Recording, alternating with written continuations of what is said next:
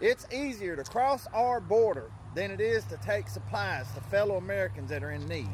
Now, I don't know about the rest of the states, but I do know down south, people ain't just going to allow the government to show up and tell them what the fuck they can and can't do.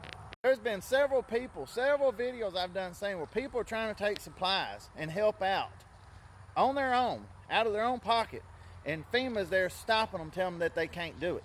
I mean, if I didn't know any different, it sounds like they're asking for a civil war. Here's the problem with that. If everybody gets fighting against the government, guess what they're going to do? Martial law. Martial law's invoked, then the sitting president has to stay where he's at. So, got to think about that and be careful. We only got 30 more days of this bullshit, hopefully.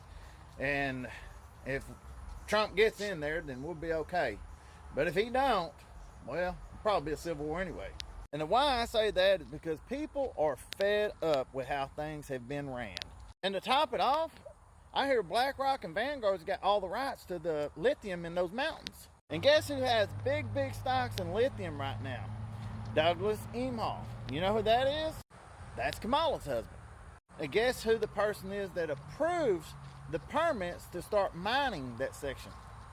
Kamala. Yeah. So does it make sense now? So that kind of makes sense why there's a natural disasters that happen in an unnatural environment, you know, because naturally it would never happen. And does it make sense now why through FEMA, they're only offering $750 per household? That's if you qualify. And I hear if you do take the money, you have to pay it back within a year or they take your land. Making sense now? And realistically, people don't have phone service and stuff to call and even try to get approved for that damn $750. You know, and that's not going to do you no good anyways if you don't have a vehicle to go to a store. And the stores are all fucking washed away and you have nowhere to go. You'd have to drive miles. You don't have the gas to do that. So there again, that's why people, fellow Americans that care, are showing up trying to help. It's only common sense, folks. You bring it to them. They can't come get it.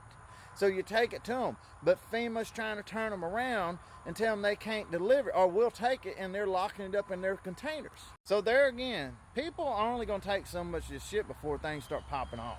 What the government needs to realize is this ain't no Diddy party. People down south ain't just going to bend over and take it up the ass.